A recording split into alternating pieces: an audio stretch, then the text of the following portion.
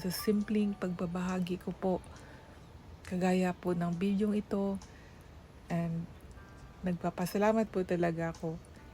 God bless you po sa inyong lahat, sa mga nanonood at sa mga nakikinig po.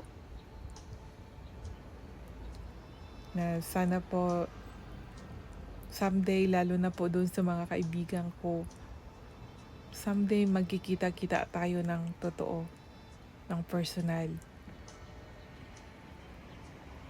Hanggang dito na lang po at salamat, salamat po talaga sa inyo. Siyempre, papasalamat po ako sa Diyos dahil ito po, binigyan niya ako ng kaalaman para makapagbahagi ng mga salita niya at mga karanasan ko rin po na ipinaranas sa akin ng Diyos. God bless you.